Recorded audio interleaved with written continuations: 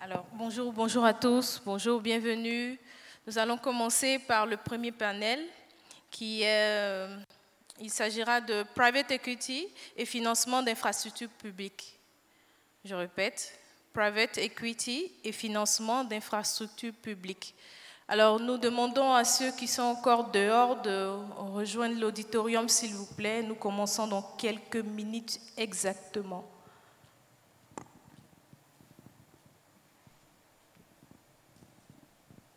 S'il vous plaît, veuillez vous asseoir. Nous allons commencer.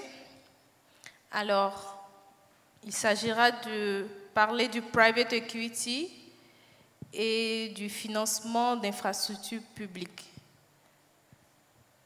Alors, comme modérateur, on va dire, comme modératrice du premier panel, nous aurons Madame Nous. Nous aurons aussi sur ce panel, comme panéliste, nous aurons Monsieur Moussa Kouyaté, qui est le président du Comité national du pilotage de partenariat public-privé. Nous aurons aussi Monsieur Arnold Atumbré. Nous aurons Monsieur Rudolph Bella. Please, if you can just move up, please. Alors, bien avant, nous allons faire passer une vidéo institutionnelle. Avec 40% du PIB de l'espace de l'Union économique.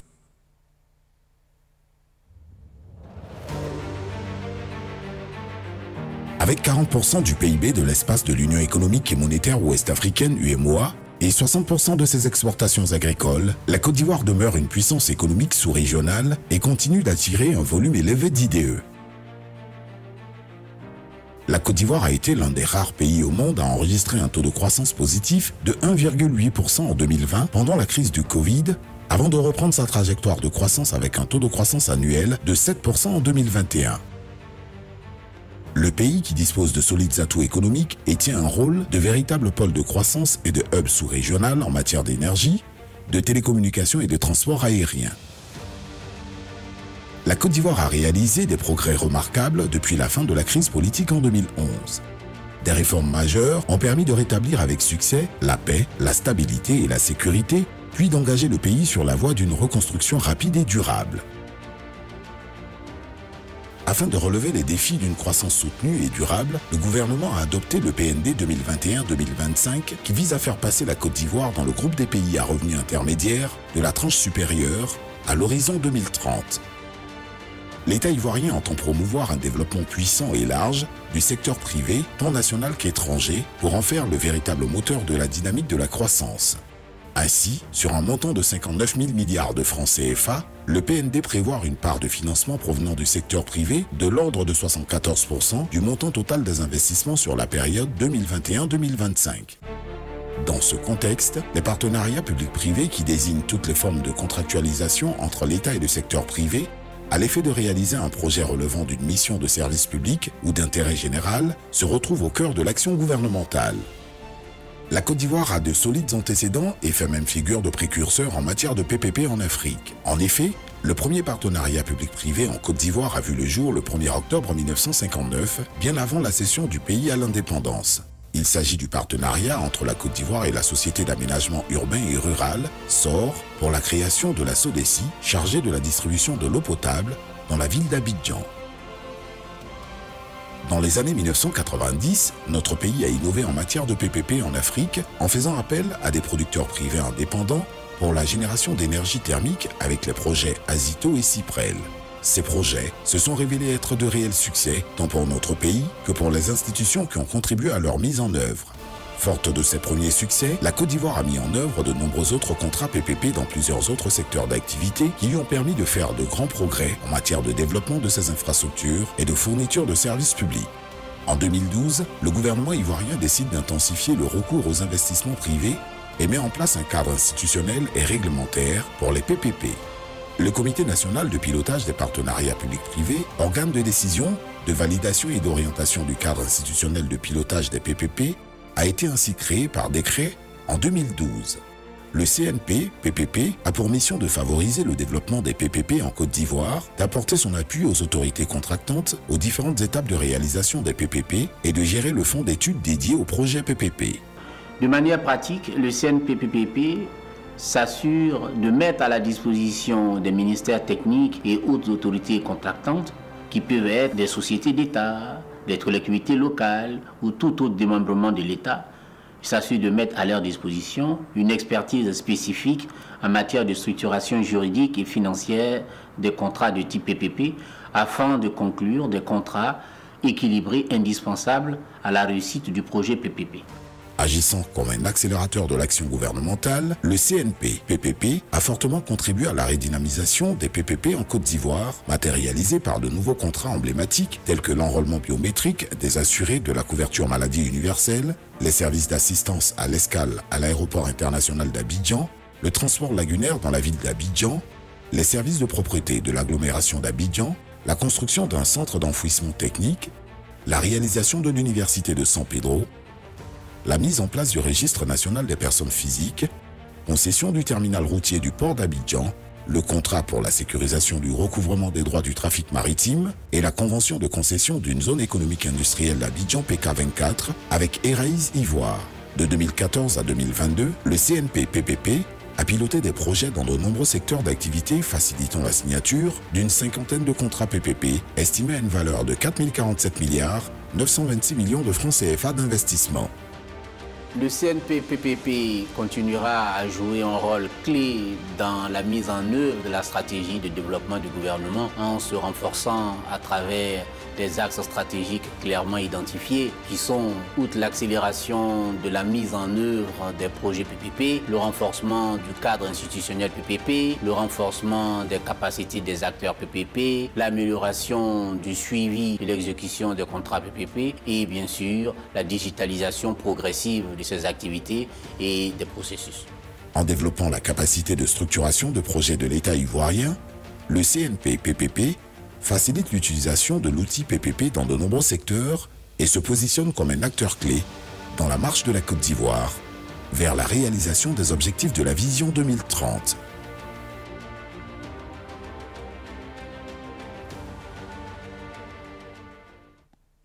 Est-ce qu'ensemble on peut ovationner notre film institutionnel que nous avons vu? Alors, donc sous vos ovations, nous allons accueillir sur notre pupitre Monsieur Moussa Kouyaté, le président du comité national du pilotage du partenariat public-privé. Est-ce qu'on peut l'ovationner, s'il vous plaît? Ensuite, nous avons Monsieur Arnold Altoumbré, Monsieur Rudolph Bella et notre très chère modératrice, Madame Nous. And please just remind us that we're going to be talking on private equity and public infrastructure financing. Thank you. Bonjour à tous, bonjour chers panélistes. Donc, nous avons eu la chance d'avoir une très belle introduction avec cette vidéo du CNP-PPP. Donc, vous l'avez bien compris, aujourd'hui on va échanger sur le rôle du private equity dans le développement des infrastructures publiques en Côte d'Ivoire. Donc je vais commencer à demander à mes chers panélistes de se présenter. Bon, brièvement, je me présente. Je suis Nous Bi, je suis directrice d'investissement chez Sahel Capital, un fonds d'investissement spécialisé dans l'industrie agroalimentaire.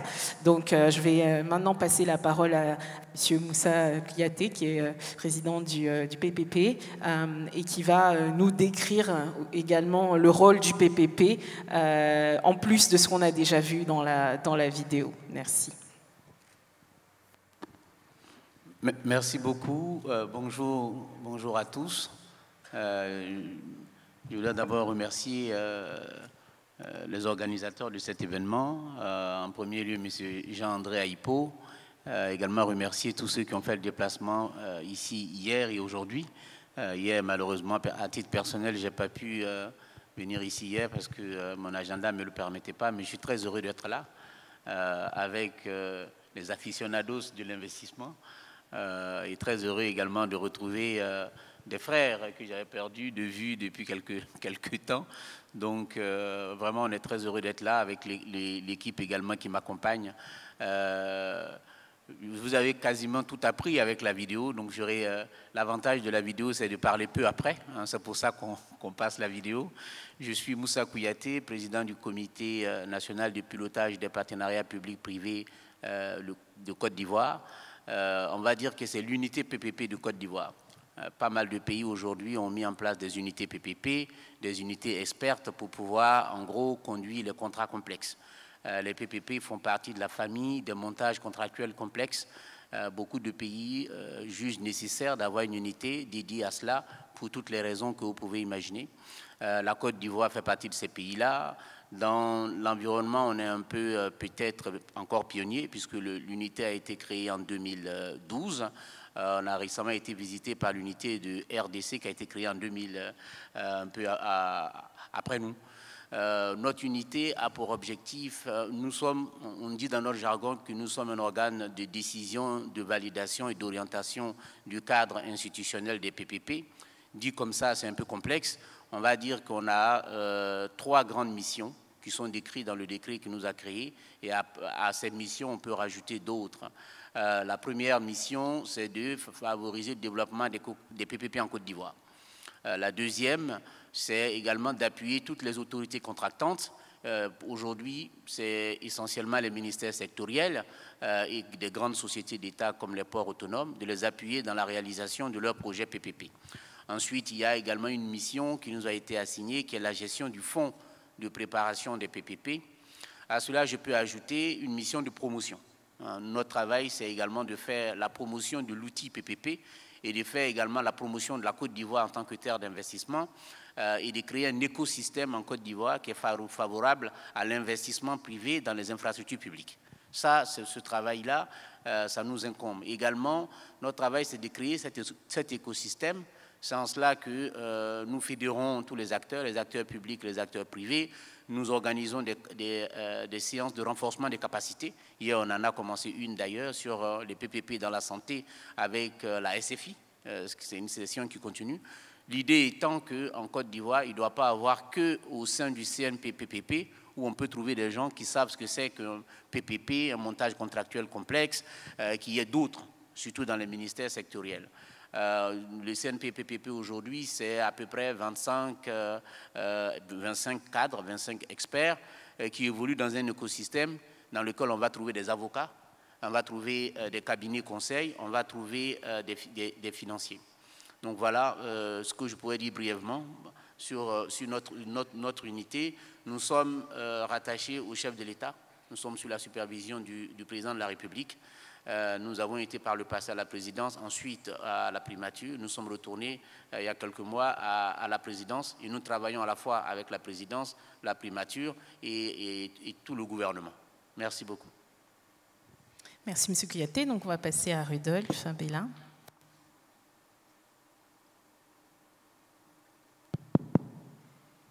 Merci Nous.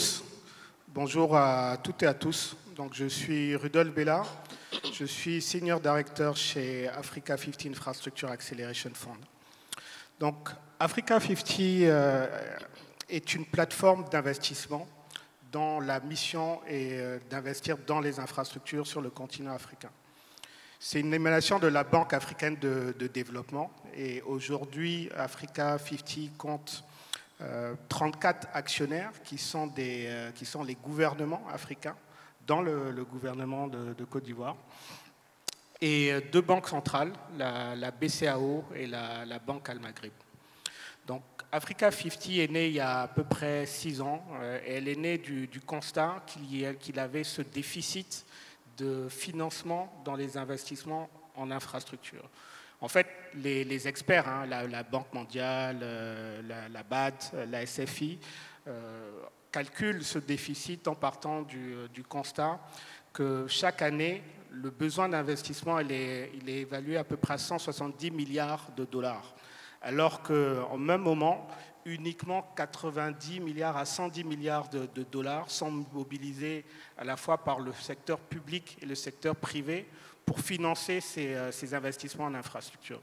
Donc, chaque année, c'est un déficit de 60 milliards de dollars pour le financement des infrastructures sur notre continent. Et ce constat-là, on le voit tous les jours, on le fait tous les jours.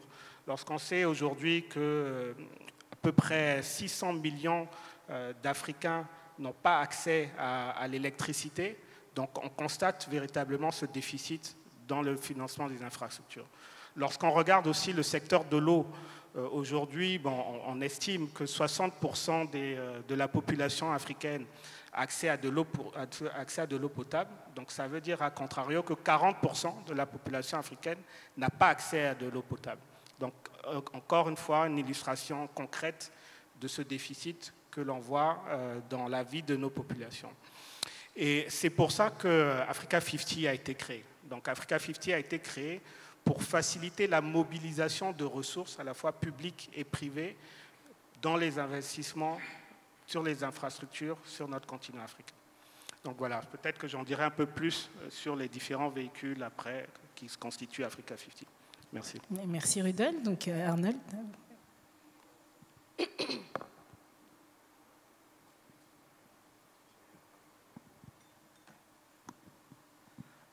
Merci Nous. Je suis Arnold Atumbré, responsable d'investissement chez African Infrastructure Investment Manager. Nous sommes un gérant de fonds d'investissement, historiquement très présent en Afrique australe.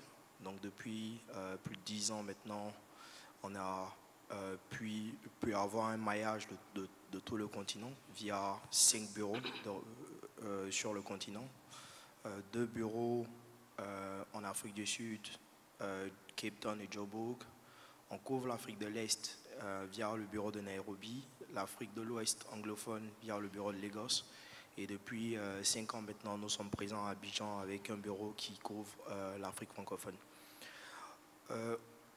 En termes de déploiement, aujourd'hui, nous avons investi plus de 3 milliards de dollars. Donc en équivalent CFA, on parle de 2000 milliards de francs CFA dans les projets d'infrastructure sur tout le continent. Si vous regardez les secteurs dans lesquels on intervient, et c'est un peu les mêmes motivations qui ont été énumérées ici par Rudolf. Donc c'est un constat tout simple du gap d'investissement dans les infrastructures en Afrique. Donc quand vous regardez les secteurs dans lesquels on intervient, premièrement l'énergie, de plus en plus dans l'énergie renouvelable. Deuxième secteur dans lequel on a beaucoup investi, c'est le transport et la mobilité. Et le dernier secteur qui, pour nous, est fondamental, compte tenu des tendances que nous observons de façon globale, c'est le secteur du digital.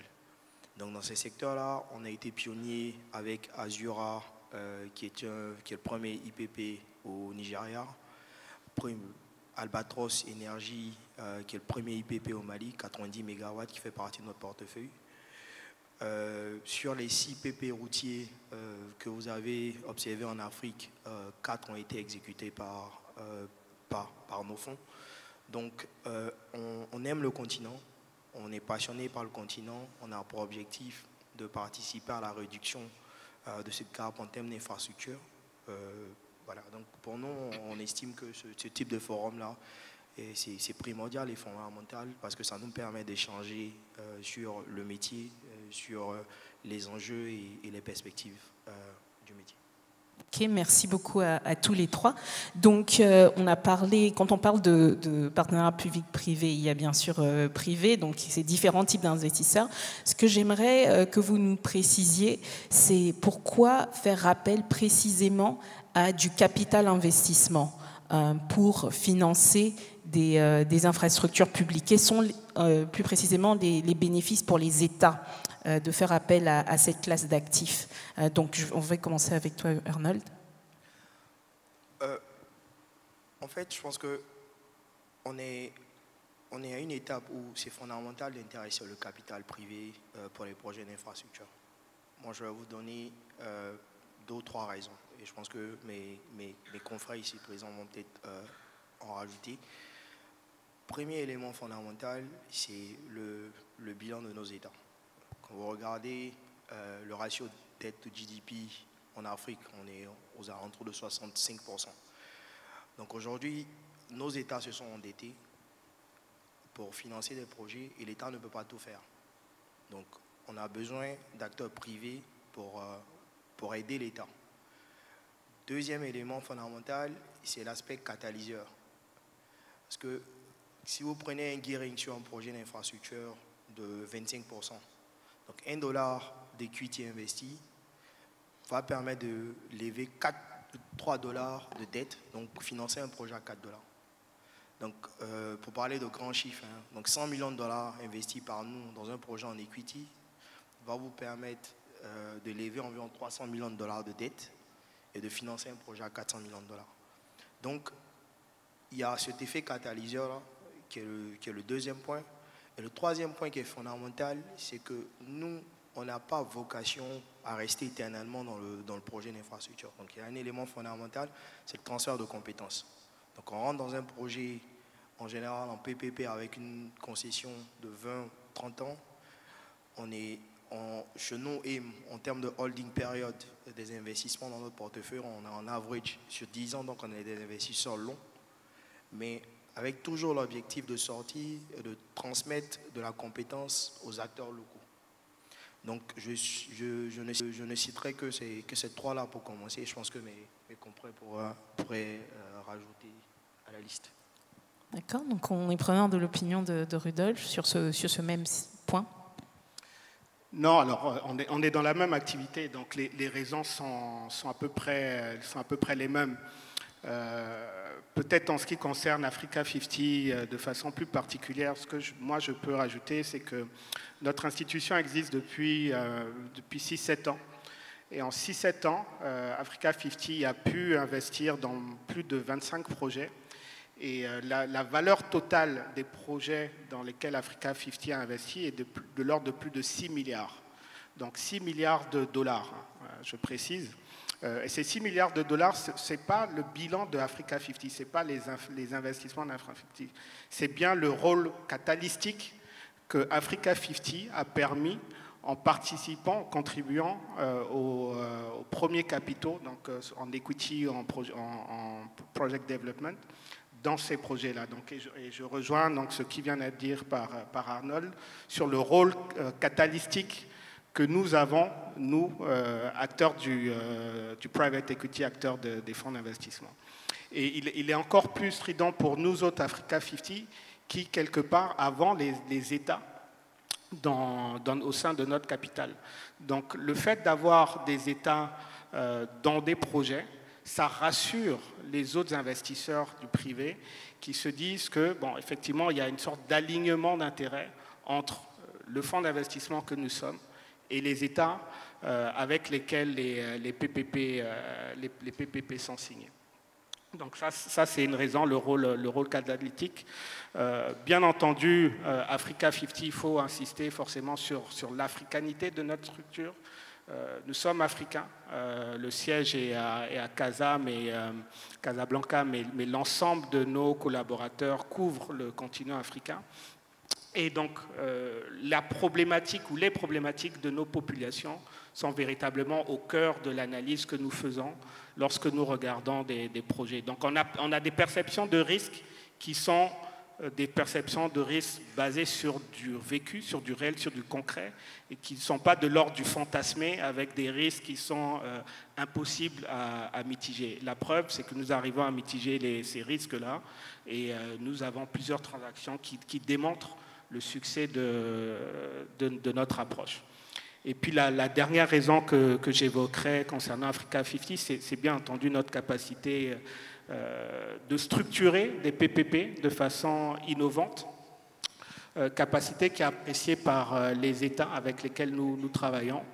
Un des exemples que je peux citer est notamment ce programme de recyclage d'actifs que nous avons initié et qui permet en fait aux États de libérer les capitaux qui avaient été immobilisés sur des actifs dans lesquels ils avaient investi il y a en nous les reconfiant quelque part, et ce qui leur permet de récupérer de nouveaux capitaux qui peuvent à nouveau investir dans de nouveaux investissements en infrastructure. Donc on a lancé ce programme de recyclage d'actifs. On est en discussion avec plusieurs États et plusieurs partenaires privés pour la matérialisation de ces PPP-là sur les secteurs sur lesquels nous investissons, donc en énergie, transport, logistique, eau et infrastructure digitale. Parfait. Monsieur Kouyaté, on a entendu beaucoup de choses. Est-ce que vous confirmez ces bénéfices? Oui, bien entendu. Je confirme.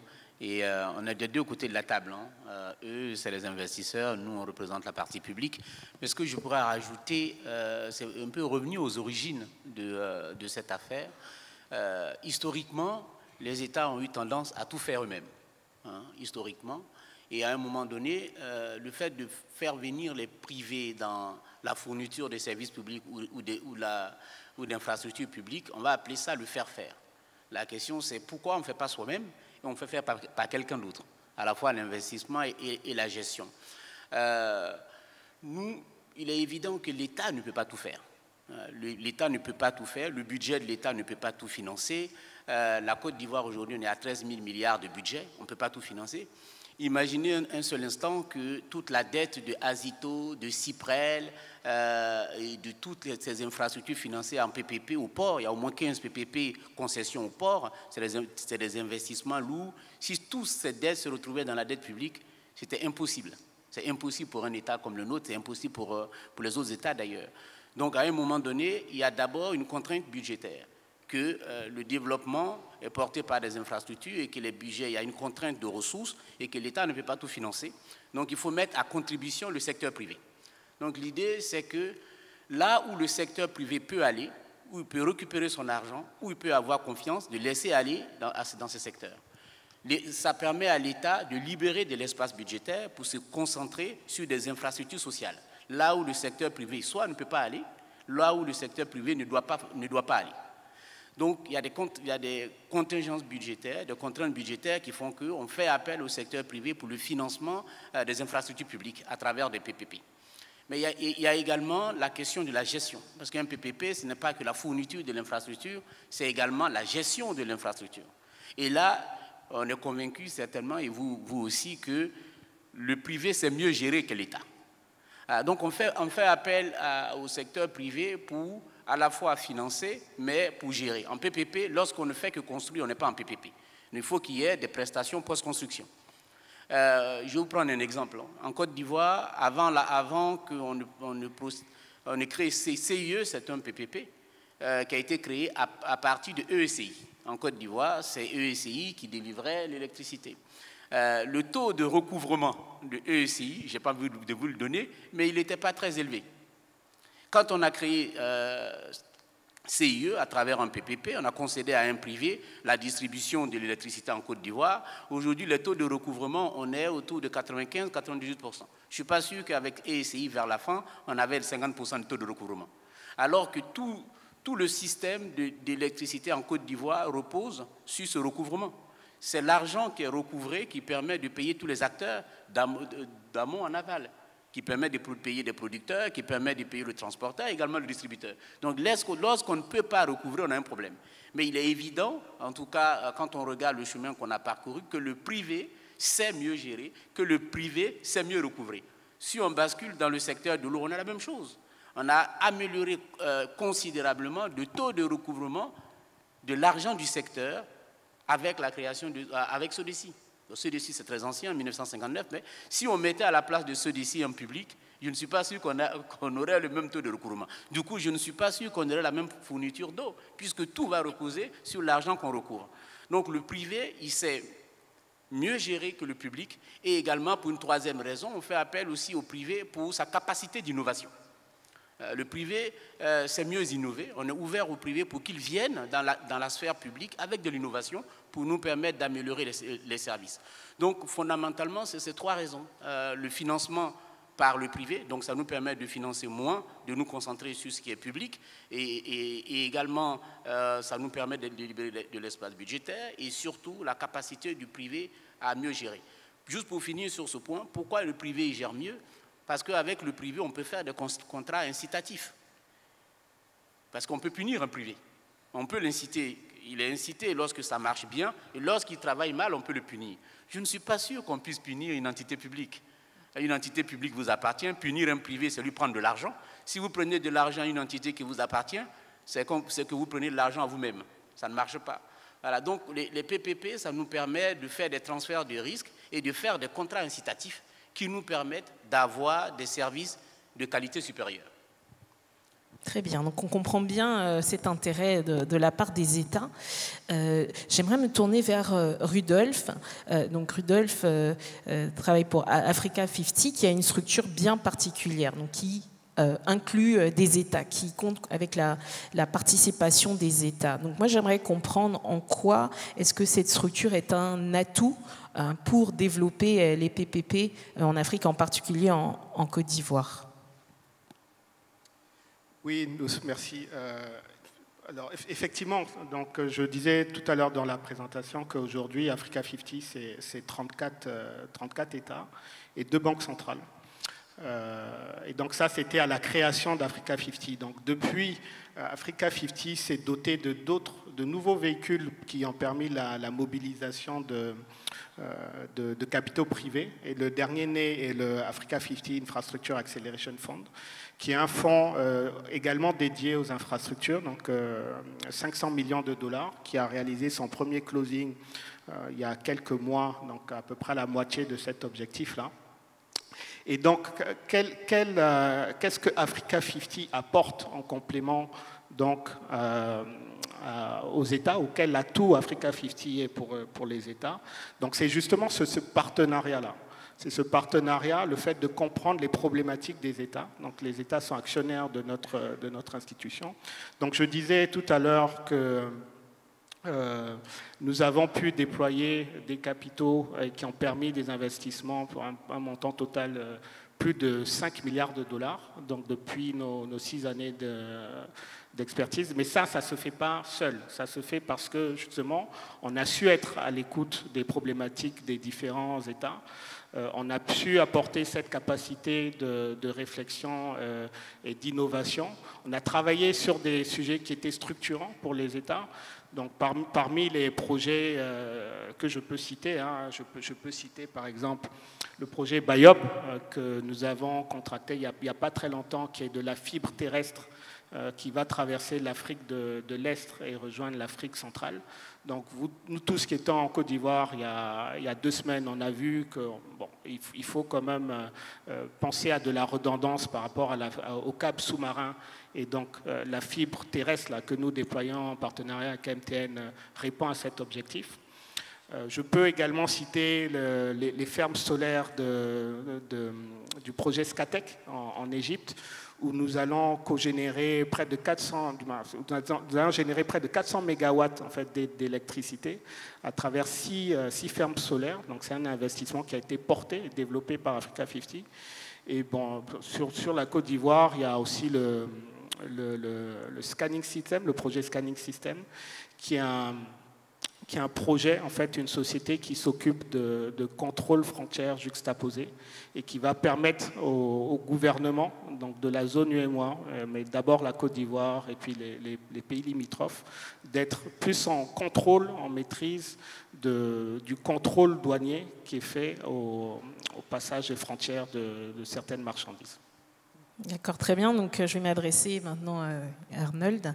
Je voudrais comprendre en quoi un fonds panafricain comme AIM, qui a plus de 20 ans d'expérience partant d'Afrique du Sud, s'intéresse à la Côte d'Ivoire. Quelle est l'attractivité de la Côte d'Ivoire sur ce marché des infrastructures publiques?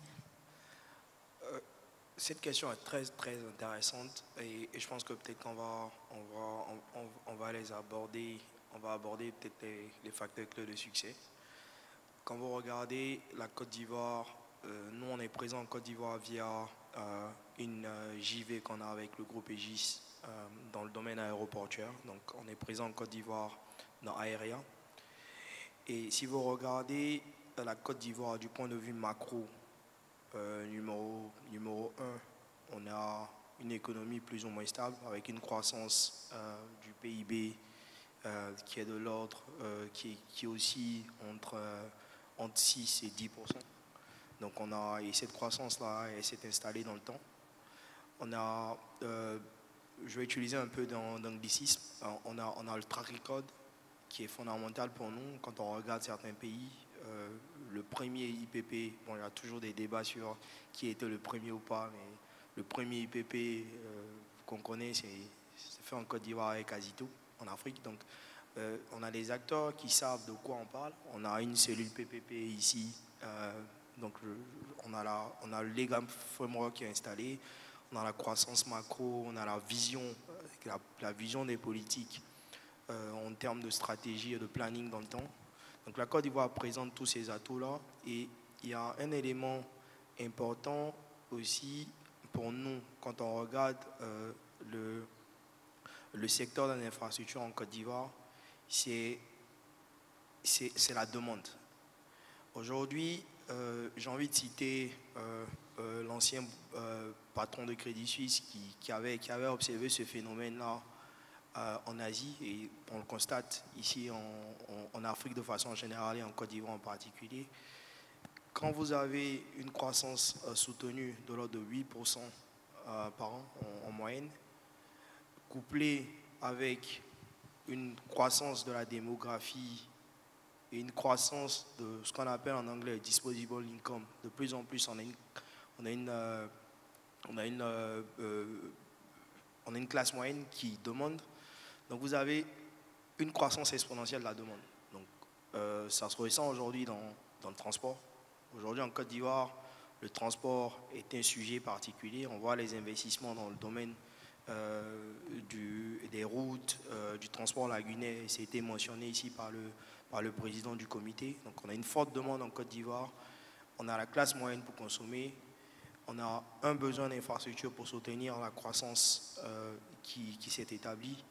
Donc la Côte d'Ivoire pour nous est une destination, et on regarde pas mal de projets ici, dans le domaine du digital, dans la fibre optique, dans le domaine de la logistique aussi, parce qu'on a observé que, par exemple, sur le secteur du cold storage, de la chaîne de froid, le secteur est fragmenté comparativement à des économies majeures. Donc on regarde pas mal de secteurs, et je pense que de plus en plus, il y aura des acteurs comme nous qui vont venir, et voilà. Donc, je pense que... Merci beaucoup. Donc, Monsieur Kouyaté, Arnaud vient de peindre un tableau très flatteur de l'environnement économique en Côte d'Ivoire qui favorise le développement de ces PPP. Quels sont les moyens qui sont mis en place par l'État de Côte d'Ivoire pour le cadre réglementaire pour favoriser encore plus ces investisseurs qui viennent en Côte d'Ivoire développer les infrastructures publiques? Merci beaucoup. Je vais peut-être vous surprendre. J'ai coutume de dire qu'on vient en Côte d'Ivoire ou on va quelque part pour des opportunités. Mais on reste là où on va, on reste là-bas parce qu'on est bien traité. Personne ne reste là où il est maltraité, en tout cas pas moi. Quand vous retournez dans des hôtels, en général, c'est parce que vous êtes bien senti dans ces hôtels-là, etc. Donc c'est la même chose pour les investisseurs. Ces investisseurs viendront en Côte d'Ivoire parce qu'il y a des opportunités, parce qu'on est bien classé, parce qu'on parle bien de nous, ça marche bien en Côte d'Ivoire, mais ils vont rester en Côte d'Ivoire parce qu'ils sont bien traités. Ce que je remarque, là je suis à l'envers, ce que je remarque, c'est que ceux qui viennent en Côte d'Ivoire, ils y restent. Et ils investissent et réinvestissent encore. Donc ça veut dire qu'il y a quand même des atouts, ça veut dire qu'on sait traiter les opérateurs économiques, on sait traiter les fonds, et ça veut dire qu'on sait tenir nos engagements. Parce que le plus important, c'est de pouvoir tenir ces engagements. Dans le métier que nous faisons, les PPP, quand vous prenez nos contrats, c'est toujours des contrats avec des engagements réciproques. L'opérateur privé il a ses engagements, la partie publique a ses engagements. La différence, les pays vont faire la différence. Comment? Ils vont faire la différence entre ceux qui tiennent leurs engagements et ceux qui ne tiennent pas leurs engagements. Donc la Côte d'Ivoire fait partie des pays qui tiennent ses engagements. Et c'est peut-être pour ça qu'il y a quand même un succès visible en Côte d'Ivoire sur ce genre d'activité qu'on pourrait constater ailleurs. Au-delà de ça, les atouts sont là. La première chose qu'on a fait quand on a voulu massifier les PPP en Côte d'Ivoire, c'est de créer un cadre institutionnel et légal. Depuis 2012, il y a un cadre institutionnel et un cadre légal qui est spécifique au PPP, ce qui n'existait pas par le passé. On faisait des PPP, mais il n'y avait pas un cadre dédié, il n'y avait pas une équipe dédiée, il n'y avait pas une team dédiée. Ce qui est le cas depuis 2012, tout ça a été opérationnalisé à partir de 2014, mais ça c'est en place. Ça c'est un premier atout, le fait d'avoir des interlocuteurs avertis à qui on peut s'adresser. Ça fait gagner du temps. Et il y a également l'historique de la Côte d'Ivoire. Je vais commencer par le respect des engagements. Ceux qui sont là, comme ceux d'ici, depuis 1959, qui sont encore avec nous dans des PPP, c'est parce qu'on tient nos engagements. Voilà, donc il y a cette historique-là qui parle à notre faveur. Quand un opérateur vient en Côte d'Ivoire pour la première fois, quand il vient nous voir, nous sommes élogieux sur notre pays, c'est normal. Nous sommes la partie publique. Mais on est persuadé que quand il nous quitte, il va dans l'écosystème, il va poser la même question aux opérateurs qui sont là avant lui. Si ceux-là lui disent qu'on ne tient pas nos engagements, qu'il regrette d'être venu chez nous, eh bien, il ne viendra pas, le nouveau venu. Si ceux-là lui disent en revanche, nous on est bien traités, même quand il y a des difficultés, l'État est là pour qu'on passe ces difficultés, comme on a pu le voir pendant la Covid, ça va intéresser les gens à venir chez nous.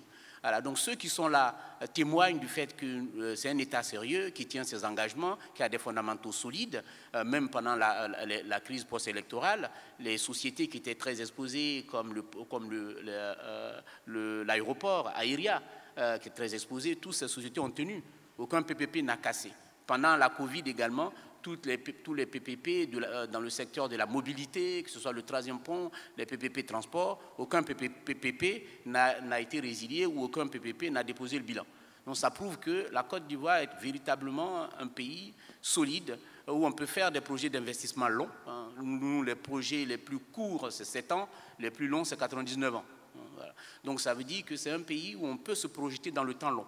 On peut venir pour investir et se projeter dans le temps long. Donc c'est fondamentaux. Il y a un tribunal dans nos contrats. Les tribunaux, l'arbitrage est présent dans les contrats, donc ça aide les investisseurs. Il y a un tribunal de commerce en Côte d'Ivoire. Il y a une réglementation. Il y a également un code des investissements qui est très business friendly. Tout ça fait que la destination Côte d'Ivoire, on peut le voir, est prisée et aujourd'hui, ça fait vraiment partie des atouts de la Côte d'Ivoire. Et puis en plus, on a un président formidable, le chef de l'État qui est formidable et qui a créé un environnement, un environnement de sérénité, de paix, qui fait qu'aujourd'hui, beaucoup d'opérateurs, ceux qui ne venaient pas en Côte d'Ivoire, qui voient qu'il y a une monnaie solide, quoi qu'on en dise, je ne vais pas lancer des polémiques, tout ça, ça fait partie de nos atouts. Il y a également la qualité des infrastructures. Le fait qu'on travaille pour la Côte d'Ivoire, mais pour l'Interland, l'électricité produite en Côte d'Ivoire sert à d'autres pays. Le port sec de Ferké qui est en construction va servir à d'autres pays. Donc il y a beaucoup d'atouts qui font qu'aujourd'hui, la Côte d'Ivoire se positionne dans les pelotons de tête en Afrique des pays qui peuvent accueillir des investissements de type PPP, des investissements massifs et long terme. Donc vous êtes tous d'accord, la Côte d'Ivoire est un Eldorado en termes de financement des infrastructures publiques. Mais quand même, je vais aller chercher la petite bête. Qu'est-ce qu'on pourrait faire mieux? Quels sont les freins à l'accélération du développement de ces infrastructures? Voilà. Donc Rudolf a la lourde tâche de pointer les petites choses qui pourraient être mieux faites. Non, déjà, je pense qu'il faut reconnaître lorsque les choses sont bien faites. Nous autres qui investissons sur l'ensemble du continent africain, on reconnaît que la Côte d'Ivoire fait partie des pays les plus attractifs, où la réglementation est la plus investment friendly, donc favorable aux investissements. Dans une autre vie, effectivement, j'ai eu à travailler sur les actifs dont le président a parlé. Donc, ce sont des actifs qui aujourd'hui ont démontré leur résilience à travers les années, à travers les différentes crises. Et tout ça est effectivement possible grâce au cadre qui a été mis en place en Côte d'Ivoire, avec la création notamment du CNP-PPP, grâce au président et son équipe de gens qui sont motivés, expérimentés, travailleurs. Donc il faut féliciter la Côte d'Ivoire et reconnaître que des choses sont faites et bien faites pour attirer les personnes comme nous qui sommes investisseurs en infrastructure. Alors ma remarque, elle ira au-delà de la Côte d'Ivoire. Et je vais parler de nous autres en tant qu'Africains. Je pense que la première chose, peut-être, qui peut paraître basique, c'est qu'il faut réellement croire, nous autres Africains, en notre futur. Il faut croire en notre futur, il faut croire que nous pouvons nous-mêmes être au centre de notre développement. Il ne faut pas attendre forcément que les solutions viennent de l'extérieur. Parce que nous sommes sur le terrain, nous avons mieux conscience que quiconque des problématiques de nos populations, nous avons mieux conscience des enjeux, et c'est parce que nous allons nous impliquer dans les investissements, dans les infrastructures dans nos pays, que nous pourrons effectivement développer nos pays. Donc ce sont les acteurs comme nous, mais c'est aussi toutes ces institutions qui potentiellement auraient la capacité d'investir, mais qui ne le font pas. Donc je crois que c'est la Banque mondiale qui estimait qu'il y a à peu près 2000 milliards qui sont dans les bilans de fonds de pension, sociétés d'assurance, et autres structures qui pourraient être déployées dans les investissements, et notamment les investissements sur les infrastructures, mais qui ne le sont pas aujourd'hui. Donc il va falloir faire un effort quand même important pour aller chercher ces capitaux-là, essayer de les mobiliser et faire en sorte qu'ils puissent être mis au travail et contribuer au développement des infrastructures dans nos pays. L'autre remarque que je ferai, c'est sur la bancabilité des projets. Voilà, c'est vrai qu'on dit souvent qu'il n'y a pas beaucoup de projets bancables. Ça peut paraître comme un terme un peu bateau, mais c'est une réalité. Et les études de McKinsey démontrent que sur 100% de projets d'infrastructure, il n'y en a que 10% qui arrivent au point où il y a un bouclage financier. Mais pourquoi est-ce qu'il n'y a pas de bouclage financier? Parce qu'il faut que le projet sorte de juste du PowerPoint ou du concept. Il faut que le projet puisse être proposé avec toutes les études de faisabilité. Il faut qu'il y ait un business model qui fonctionne, qui apporte une rentabilité qui est à la fois intéressante pour l'investisseur, mais aussi pour les États. Il faut qu'il y ait les études qui soient faites, les études techniques, les études d'impact environnemental, les études financières, les études commerciales. Et une fois que ce projet est monté et qu'on a démontré qu'il est bancable, effectivement, les acteurs comme les nôtres ont plus de facilité à accompagner ces projets et à investir dans la partie equity qui sont nécessaires pour ensuite la levée de la dette. Peut-être rajouter deux éléments à ce que Rudolf vient de mentionner. Un élément fondamental pour nous, c'est la célérité dans l'exécution des projets. Et ici, tant il est vrai que tous les pays, la majeure pays de notre zone économique ont des plans de développement à long terme et une vision claire, très souvent, ça prend du temps pour nous d'avoir des réponses de nos acteurs là. Donc il faut plus de célérité et plus d'engagement de nos pouvoirs publics. Et peut-être le dernier élément qui n'est pas que basé sur la Côte d'Ivoire, mais qui touche l'ensemble de nos pays. J'ai envie de parler de la sous-région. C'est beaucoup plus d'intégration. Tout le monde ne peut pas, je dis, chaque pays de la sous-région ne peut pas avoir le Amsterdam, le port qui est le Amsterdam de l'Afrique. Et chaque pays a cette ambition. Même en Europe, il n'y a qu'un seul Amsterdam. Donc on a cette compétitivité là entre les pays qui pour nous, je pense, pourrait être un frein en termes de mobilisation de ressources. C'est-à-dire on est susceptible de se retrouver très souvent, et ça on le voit souvent en Afrique, je n'ai pas envie de donner d'exemple, avec des projets qu'on appelle des white elephants, des éléphants blancs.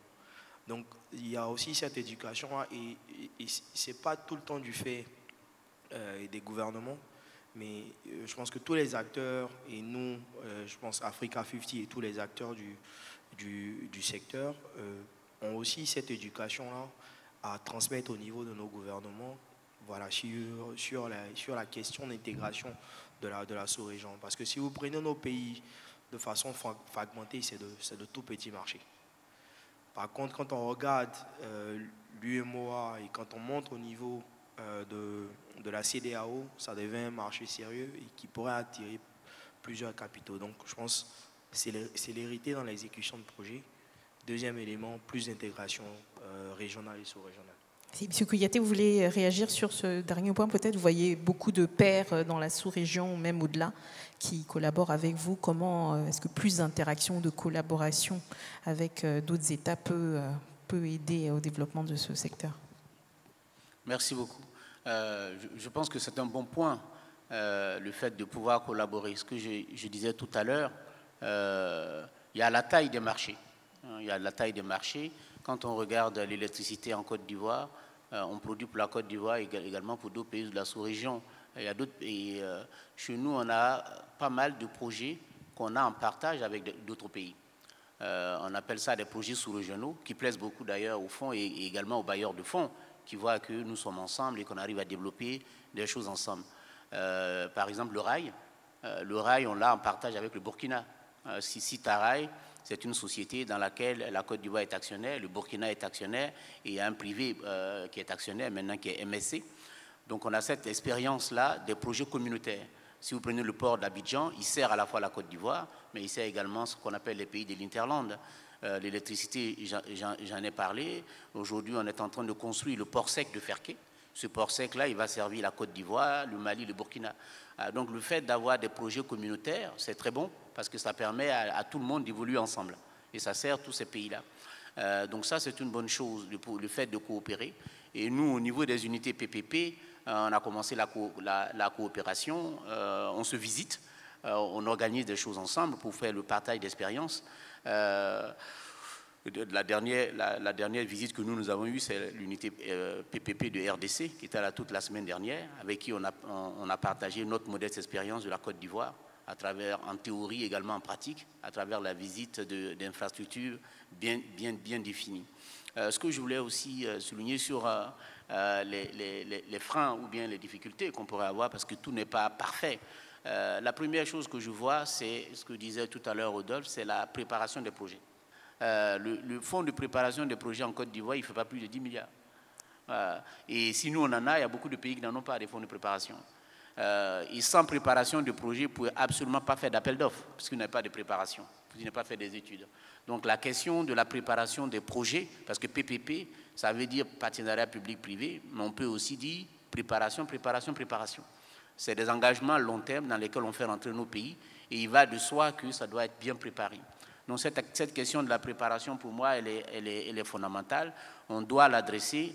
Les bailleurs de fonds également doivent nous aider à adresser cette question-là pour avoir des projets vertueux. La deuxième difficulté que je vois, c'est la qualité des financements bancaires, surtout dans notre région. Moi, j'ai commencé dans la finance en France. On a du financement long terme en Europe. En Côte d'Ivoire, le financement bancaire, lorsqu'on est à 7 ans, on considère déjà qu'il est long. Lorsqu'on est à 10 ans, on considère qu'il est très long. Et vous n'avez rien au-delà de 10 ans. On ne finance pas des infrastructures avec des prêts de 7 ans. On ne finance pas des infrastructures avec des prêts de 10 ans. C'est impossible. Je vous prends un exemple simple. J'ai structuré il y a quelques semaines, on a fini la structuration du grand marché d'Abobo. Un grand marché, Abobo, c'est la première commune de Côte d'Ivoire, à peu près 2 millions d'habitants. Les marchés brûlent, donc on a décidé en PPP de faire quelques grands marchés pour montrer comment on peut améliorer le financement et la gestion des marchés. Le financement qu'on anticipe, il ne sera pas au-delà de 10 ans.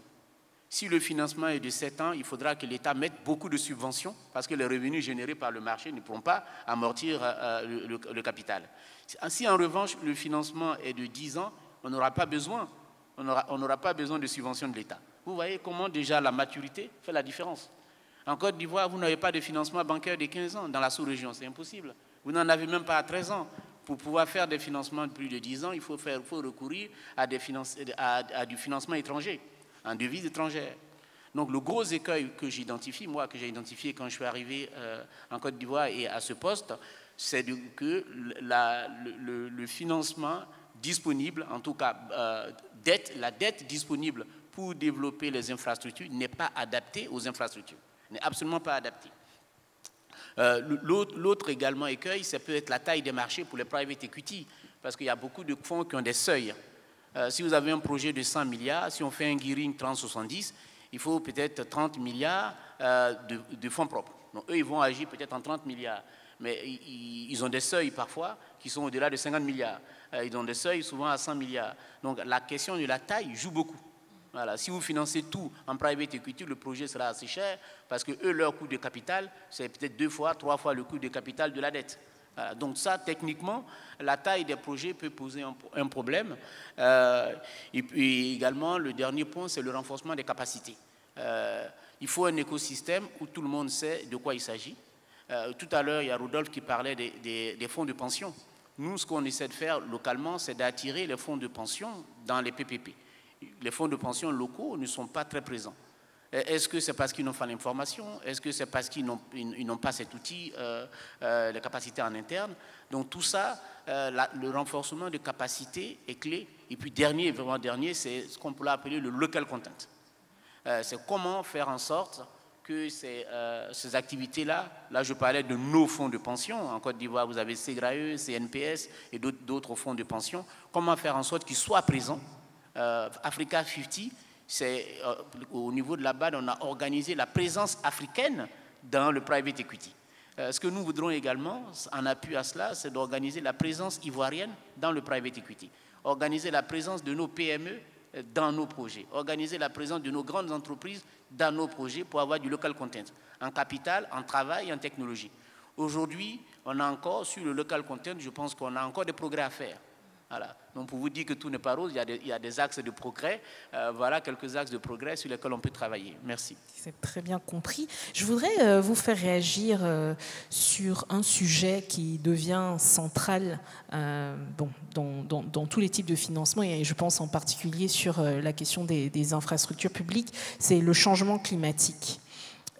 Comment est-ce que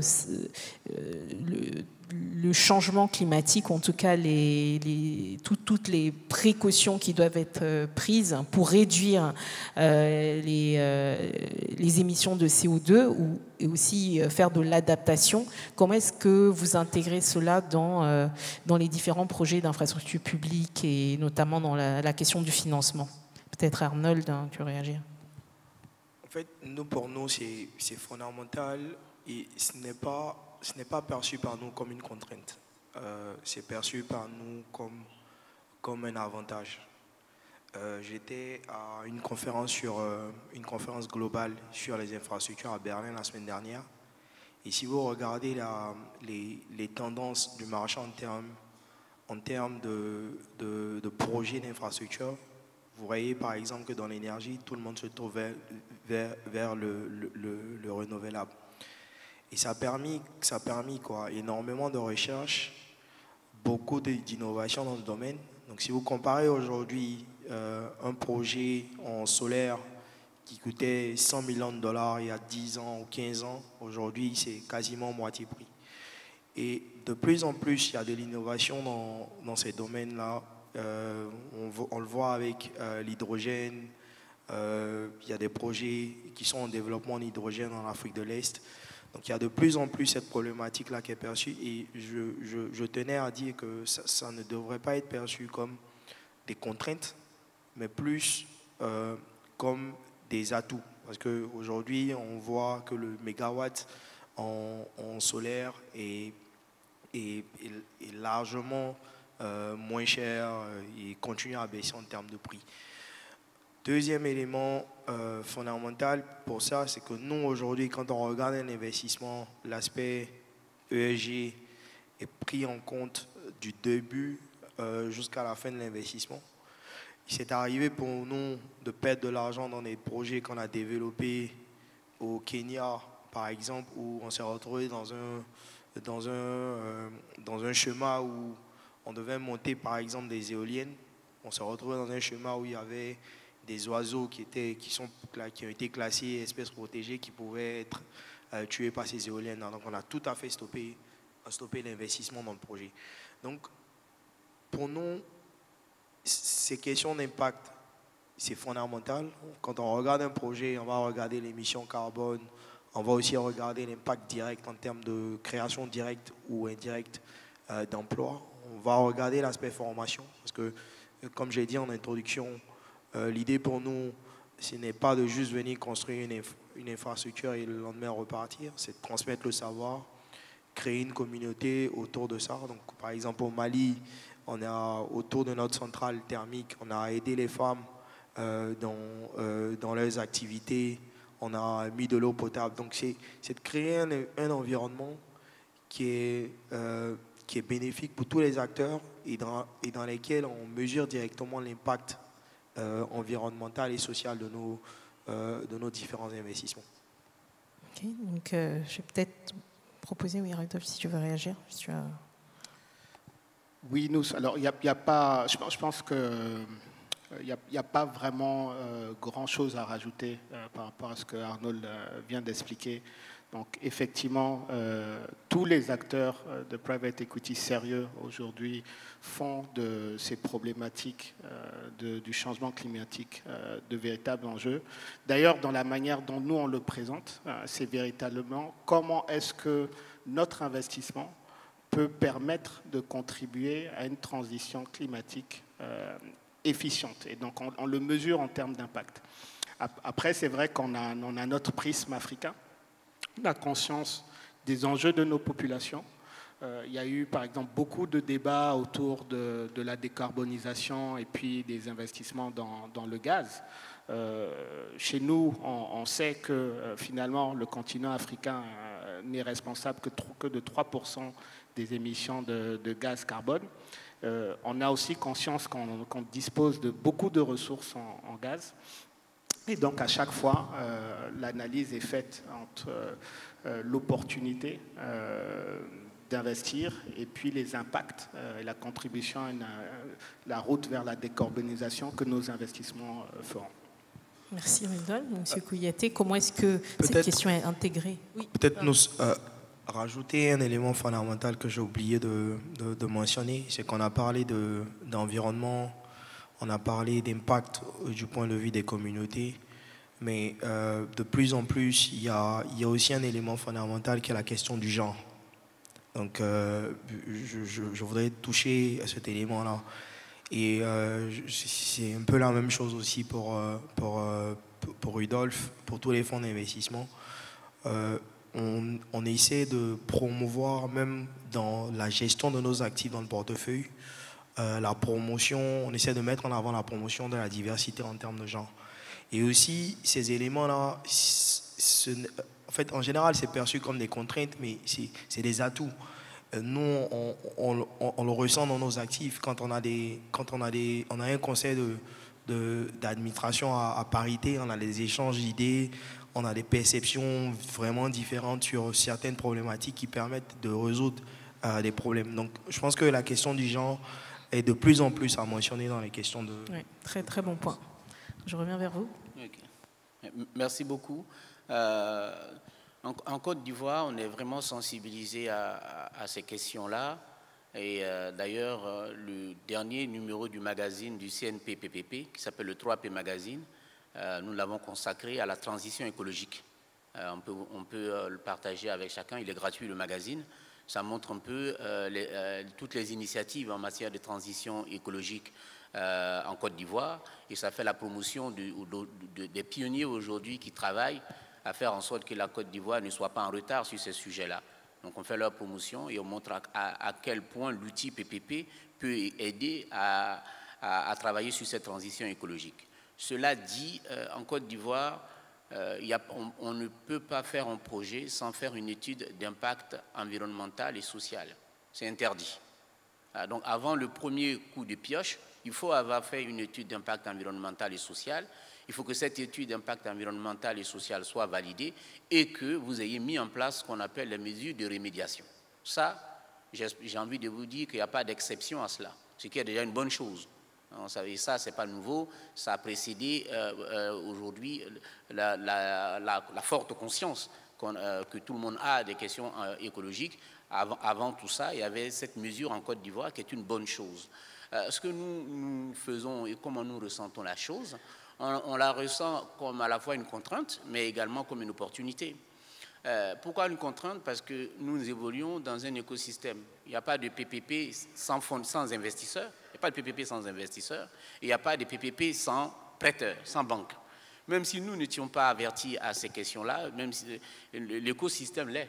C'est que les banques aujourd'hui ne vont pas financer un projet qui, à tous les points de vue, détruit l'environnement. Ils ne vont pas le financer. Donc ça, c'est une contrainte. Et tant mieux d'ailleurs. Les bailleurs de fonds ne vont pas le financer, les banques ne vont pas le financer. On travaille beaucoup avec des banques comme Société Générale, BNI et toutes les autres. Elles ont déjà intégré les questions environnementales. Si aujourd'hui nous voulons faire un projet en charbon, on ne trouvera personne pour financer ce projet en charbon. On ne trouvera personne. Voilà. Donc le fait que l'environnement déjà soit averti à ces questions nous arrange. Je vais vous prendre un exemple. On a voulu faire un projet charbon en Côte d'Ivoire récemment, à San Pedro, une centrale à charbon, 700 MW. Je ne suis pas sûr qu'on aurait pu aller jusqu'au bout. Ça a été signé, mais on n'est pas allé jusqu'au bout. Je pense que ça sera converti en autre chose. Ce que je voulais dire pour bien comprendre le cheminement, c'est que les projets, il y a 3 phases. Il y a 3 phases. Il y a la phase, il y a l'idée, il y a le projet et il y a le business. Chez nous, vous avez beaucoup d'idées. Les idées, on peut en avoir, nous tous, on peut en produire des milliers tout à l'heure, en fonction des besoins qu'il y a, on peut produire des idées projets. Ces idées projets, pour être des projets, il faut qu'ils soient étudiés. Il faut qu'ils démontrent leur potentiel à être des projets. Mais ça, c'est technique. Donc, on passe du stade de l'idée au stade des projets. Toutes les idées ne deviennent pas des projets. Les idées qui deviennent des projets sont des idées qui ont été étudiées, qui ont fait leurs preuves techniquement et juridiquement. Tous les projets ne deviennent pas du business. Tant qu'il n'y a pas de business, il n'y a pas de PPP.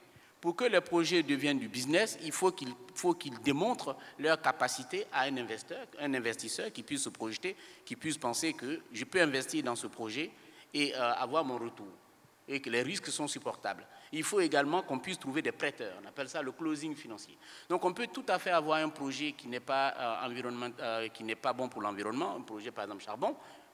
Au niveau de l'idée, c'est bon, une bonne idée, 700 MW, ça permet le mix énergétique. Mais quand on passe techniquement l'idée au projet, c'est bon aussi, techniquement on peut l'étudier, on peut faire une centrale à charbon, mais ça ne peut pas devenir un business, parce que vous ne trouverez personne pour le financer. Donc vous avez une idée qui peut devenir un projet, mais qui ne peut pas devenir un business. Donc aujourd'hui, on est tous heureux que tout le monde intègre la dimension environnementale dans les projets. Et il y a le FMI d'ailleurs qui travaille là-dessus. Enfin, ce que je voulais dire sur ce point, c'est que nous, on est passé de la contrainte à l'opportunité.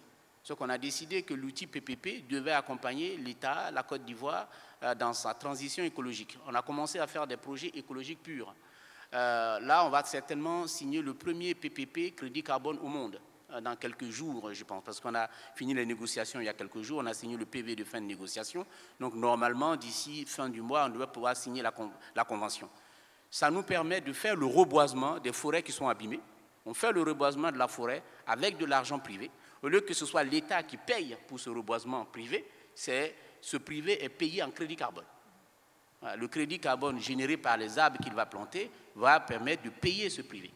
Donc là, on est en train de faire un pilote avec une forêt de 102 000 hectares. Si ça marche, on va rebeloter avec d'autres forêts. Également, on travaille sur d'autres projets d'écotourisme. Tout ça, dans tous ces projets-là, il y a comment est-ce qu'on restaure la forêt, comment est-ce que les populations qui squattaient ces forêts-là, comment est-ce qu'on les déplace sur des endroits où ils peuvent s'adonner à de l'agriculture saine, et comment est-ce que dans le partage du crédit carbone, ces populations sont prises en compte. Voilà, donc c'est ce que je voulais dire sur la partie environnementale. C'était une contrainte, maintenant c'est devenu une opportunité, et le PPP est en train de l'utiliser pour pouvoir permettre au pays d'être présent dans la transition écologique. Parfait. Merci beaucoup pour toutes ces remarques. On voit que c'est très bien intégré dans les stratégies de déploiement des infrastructures publiques. Donc malheureusement, nous arrivons au terme de cet échange passionnant. Je vais juste demander à chacun des panélistes de conclure très rapidement, simplement en leur demandant, en guise de mot de fin, comment est-ce qu'ils voient le futur rayonnement. Projetez-vous dans 20 ans. À quoi ressemble ce futur rayonnement des infrastructures publiques en Côte d'Ivoire? Merci Nous. Alors, je vais peut-être m'essayer à me projeter. 20 ans, bon, on peut même se projeter jusqu'à 2050. 2050, donc 2050, l'Afrique, c'est une population de 2,4 milliards d'habitants. 2050, c'est le continent africain qui, dans la population, constituera à peu près 26% de la population de la planète, contre environ 18% aujourd'hui.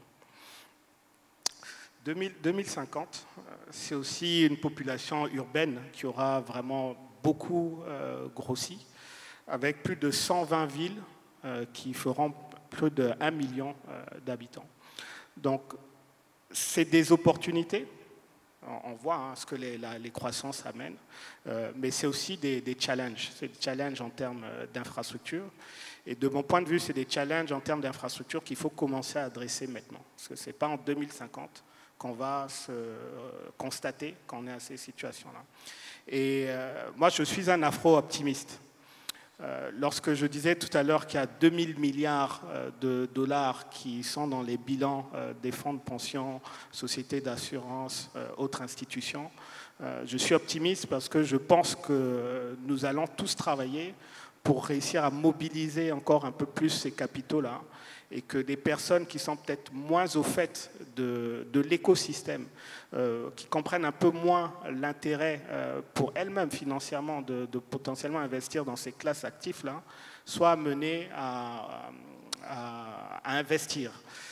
La démonstration, c'est encore une fois Africa 50 Infrastructure Acceleration Fund, le fonds qui a été lancé par Africa 50 récemment, et qui a pour objectif de mobiliser 500 millions de dollars, a réussi à réunir autour de son tour de table 16 investisseurs africains. Et c'est un accomplissement qui est quand même relativement historique, parce que c'est la première fois qu'un fonds d'investissement, pour son premier close, a un tour de table quasi exclusivement constitué d'investisseurs africains, et au rang desquels on est fier de compter la CNPS de Côte d'Ivoire, qui a été pionnier à nouveau dans les investissements dans les fonds. Donc nous allons continuer en fait faire notre chemin de croix pour essayer de mobiliser encore plus de capitaux et faire en sorte que ce challenge-là, qui est d'investir dans l'énergie, dans le transport, la logistique, dans l'eau, les infrastructures digitales, au profit de nos populations, soit un challenge que nous réussissons. Merci. Merci beaucoup, Rodolphe.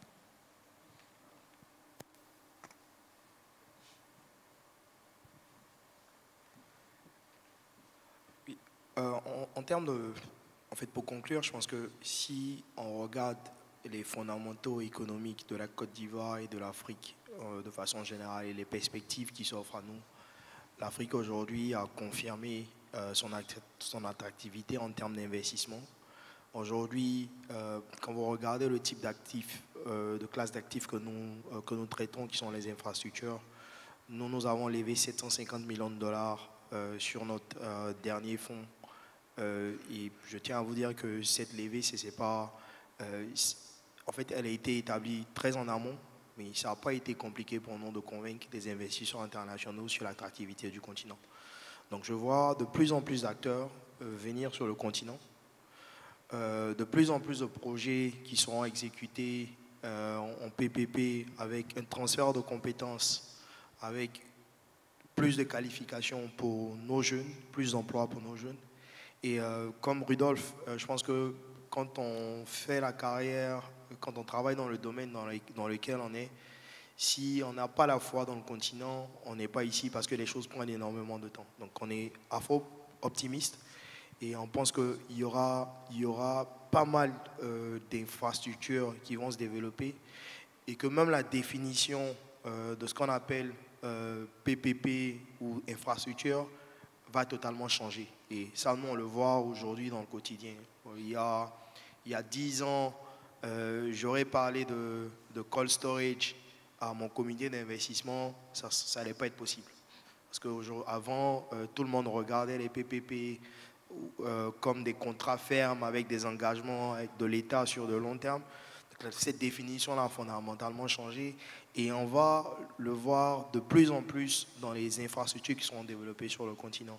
Donc on croit en l'Afrique et tout ce qu'on demande, c'est que nos acteurs, nos partenaires financiers nous accompagnent dans cette voie-là. Très bien, merci beaucoup. Donc on va conclure avec M. Koyaté. Okay, merci beaucoup. Moi, je dirais simplement qu'en 2050, j'espère qu'on aura encore beaucoup d'étoiles sur notre maillot des éléphants déjà. Qu'on passe de 3 étoiles à une vingtaine, une dizaine d'étoiles. On aura parcouru du chemin. Plus sérieusement, vous savez, chez nous, le ministère du Plan fait plusieurs scénarios. Hein, où est-ce qu'on sera en 2050? Il y a un scénario que j'aime bien, le scénario ivoiro-optimiste. On appelle ça le scénario de l'éléphant triomphant. En plus, ça rime, hein, éléphant triomphant. J'aimerais bien retenir, moi, ce scénario-là. C'est une Côte d'Ivoire en 2050 qui est en paix, une Côte d'Ivoire qui est démocratique, et une Côte d'Ivoire où les questions comme la mobilité sont maîtrisées. Avec cette population-là, les premières questions qui vont venir à l'esprit, c'est comment nourrir les populations et également où est-ce que ces populations vont vivre. Déjà, on n'est pas très nombreux, on voit les embouteillages. À 2 milliards, ce n'est pas pareil. Donc, c'est une Côte d'Ivoire ou une Afrique avec des infrastructures solides qui permettent l'épanouissement de tous les Africains, des questions de durabilité et de gens qui sont maîtrisés, qui seront présentes dans la vie quotidienne. Aujourd'hui, je pense qu'on y travaille. Il faut accélérer le travail de sorte à ne pas être surpris. Mais grâce à l'investissement privé, pour revenir au sujet du jour, je pense que les États ne pourront pas y arriver seuls. Ça, c'est impossible qu'ils y arrivent seuls. Ils vont y arriver en intégrant le privé, en créant des cadres qui vont permettre au privé de faire confiance aux États et de co-investir avec les États pour pouvoir parvenir au bien-être de toutes nos populations. Sur ce, je remercie tout le monde. Je vous remercie en tout cas de l'opportunité qui nous a été offerte ce matin de partager notre passion pour notre discipline avec ce public. Merci. Merci à tous. Merci d'applaudir nos panélistes et donc on va laisser la place au prochain panel. Merci encore.